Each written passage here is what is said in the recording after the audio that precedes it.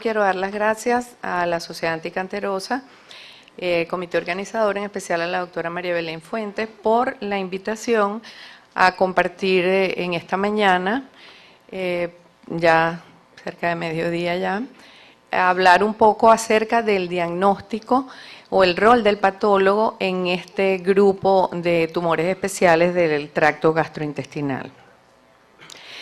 Estas son neoplasias mesenquimáticas consideradas sarcomas del tejido conectivo del tubo digestivo y que pueden desarrollarse desde el esófago hasta el ano. Y en su histogénesis está involucrada la célula intersticial de Cajal. Son tumores que muestran hasta un 1% en la incidencia en el tracto gastrointestinal.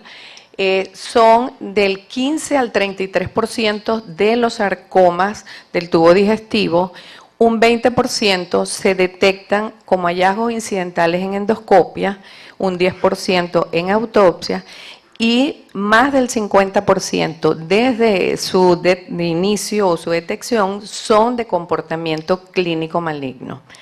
En cuanto a la edad, la mayoría se encuentran en la quinta década. Afecta a hombres y a mujeres por igual, aunque hay series donde el sexo masculino predomina. Las metástasis son peritoneales y hepáticas con mayor frecuencia y los factores de riesgo son desconocidos, se han asociado mutaciones familiares y a neurofibromatosis tipo 2. En cuanto a la localización, la gran mayoría, el 50% o más, están localizados en el estómago, seguido de intestino delgado y colon, esófago, ano. Desde el punto de vista histológico, el patólogo se va a encontrar con dos patrones predominantes.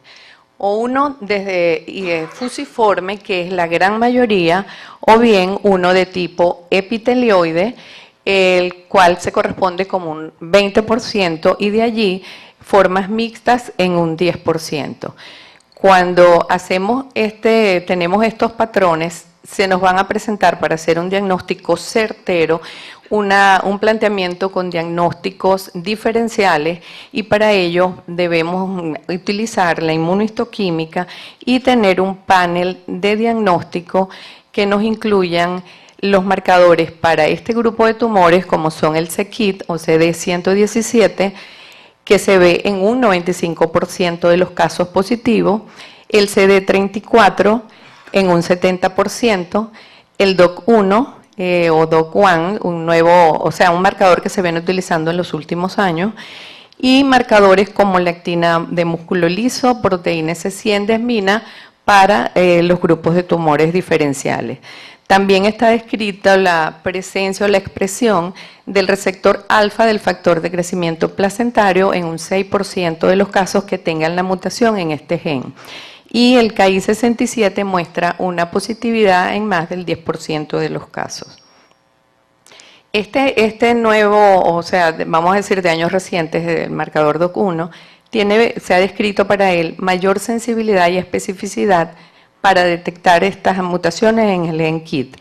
Y se encuentra más que todo, ha demostrado su sensibilidad en los GIS gástricos, en aquellos que tienen la morfología epitelioide y donde se encuentra la mutación en el receptor alfa del factor de crecimiento placentario. El patólogo, ¿cómo lo va a interpretar desde el punto de vista histológico? Vamos a encontrar que con el marcador c-KIT vamos a tener una variabilidad porque se puede ver un marcaje de membrana, un marcaje citoplasmático, un marcaje en gotas o tener mezcla de los mismos. En cuanto al CD34 es un marcaje citoplasmático y para el DOC1 tenemos un marcaje o bien de membrana o bien también membrana y citoplasma combinado. Cuando tenemos tumores de patrón fusiforme, nos planteamos diagnósticos diferenciales como son la fibromatosis, los schwannomas o tumores neurales y tumores de músculo liso que incluyen leiomiomas o leiomiosarcomas. Para esto, cuando usamos el panel de marcadores de GIS, vemos que para estos grupos de tumores son negativos, por lo que nos ayuda en el diagnóstico. Cuando tenemos patrones epitelioides, se plantean un número mayor de diagnósticos diferenciales que incluyen carcinomas, melanomas, angiosarcomas, pecomas, y utilizamos el panel de anticuerpos que en los GIS es positivo, pero nos podemos encontrar con un problema que hay tumores. El GIS no es específico de los tumores gastrointestinales, sino que lo podemos ver en melanoma o en angiosarcoma o en algunos otros tumores. Para ello se utiliza, por eso que usamos un panel, donde para los melanomas es específico el HMB45, para los angiosarcomas usamos en los tumores marcadores vasculares como el CD31, que son negativos en los tumores del estroma gastrointestinal. Por ello es importante y está incluido estos 3 marcadores como específicos para el diagnóstico de los GIS. Son indispensables hacerlos. Y vamos aquí a mostrar unos ejemplos de patrones. Este es un patrón, fíjense, epitelioide, una célula muy gordita, como diríamos. Y aquí se trató de un tumor de estómago en una paciente de 60 años con un gran tamaño tumoral, donde el c-KIT acá fue negativo, igual el CD34, pero el del DOC1 nos ayudó y nos dio la positividad. Aquí tenemos un tumor con el patrón fusiforme, y igual era un tumor de 7 centímetros y con un c-KIT negativo, y tuvimos pues la ayuda con el DOC1. Este es un caso que lo traigo porque el único que tenemos, y en un tumor de estómago con un patrón amartomatoso, con una lesión amartomatosa, nos encontramos con estos pequeños nódulos. Y pues nos planteamos si podía ser de músculo liso, de dónde podía haber, o neural. Hicimos los marcadores. Este es el patrón CD34, tiene un patrón normal vascular, y vimos que con el c-KIT marcaba el citoplasma. Esto se trata de los llamados micro-GIS. Esto estuvo asociado a un amartoma y había 8 nódulos microscópicos que eran menores de 1 centímetro. Estos tumores, este tipo de tumores, como está descrito, tienen mutaciones en el gen KIT hasta en el 85% de los casos, y en el gen PDFGRA en el 5%. El gen KIT tiene transcribir pues una proteína de transmembrana que tiene una actividad de tirosinquinasa, la cual cuando se dimeriza, va a inhibir la apoptosis y aumenta el crecimiento celular. Y su mutación se va a hacer más frecuente en el exón 11, seguido del en el exón 9. Y cuando la mutación es en este gen, el exón más afectado es el exón 18. Es importante que se establecen parámetros para el riesgo de recaída, como son el índice mitótico, el tamaño del tumor, la localización, cuando son piezas quirúrgicas, determinar bien los márgenes de resección, y si hubo o no ruptura intraoperatoria, que está considerado de un factor adverso.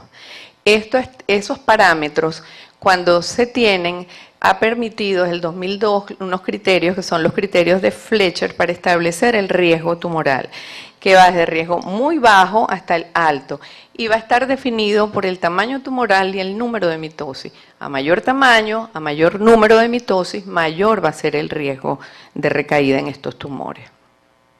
Igualmente, ahora actualmente se ha incorporado, basados en el estudio de Fletcher, con estudios de gente del AFIC, el doctor Lazota, del 2010, están incluyendo que es muy importante para el riesgo de progresión establecer la localización del tumor, porque igualmente comparando tumores de estómago con tumores que están en duodeno, colon, intestino delgados, si tengan el mismo número de mitosis y el mismo tamaño, el tumor gástrico se va a comportar mejor.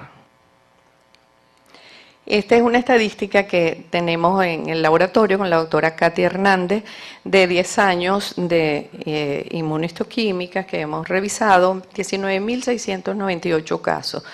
De ellos, 271 casos se corresponden con GIS, lo que está en un 1,3%, como he referido en la literatura para este grupo de tumores. 137 fueron hombres y 134 mujeres, no es mucha la diferencia. La edad estuvo el menor entre los 15 años y el mayor 83 años. El tamaño tumoral en los que se pudo obtener entre 0,2 y 30 centímetros y el patrón histológico más frecuente fue el fusiforme. Predominaron los de bajo riesgo, en los que los pudimos establecer porque tenemos que tener los parámetros de tamaño tumoral y mitosis. La localización más frecuente fue el estómago, seguido de intestino delgado.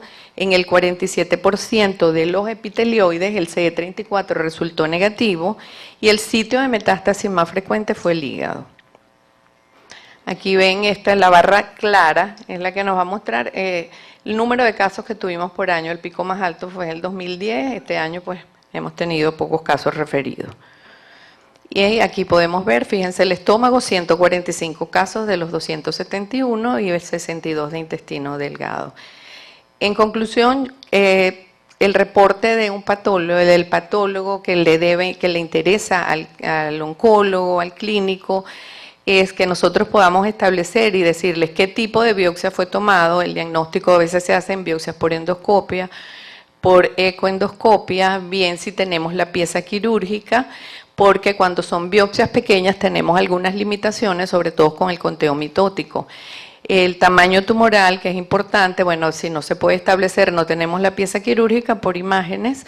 La localización del tumor, como ya les mencioné, toma relevancia ya por el comportamiento de estómago distinto a otras áreas del tracto gastrointestinal.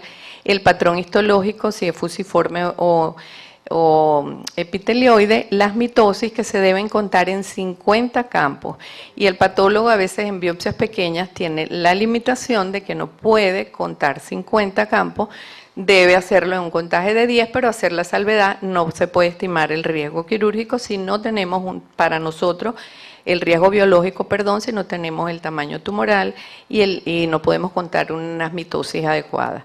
La necrosis es importante porque nos dice que el tumor está creciendo, está proliferando y se necrosa. El grado histológico que está incluido ahora para el TNM, en donde los de bajo grado son aquellos basados en el conteo mitótico, aquellos que tienen menos de 5 mitosis en 50 campos son considerados un grado histológico bajo y los que tienen más de 5 mitosis en 50 campos considerados un grado histológico alto.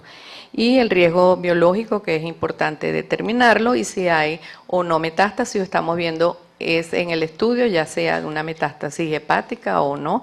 Eso es importante para el estadio de estos pacientes y yo creo que, como lo dijo la doctora, es muy importante el equipo multidisciplinario donde es importante todos, desde el endoscopista, el cirujano, el patólogo, el oncólogo, o sea, todo un equipo de trabajo. Muchas gracias.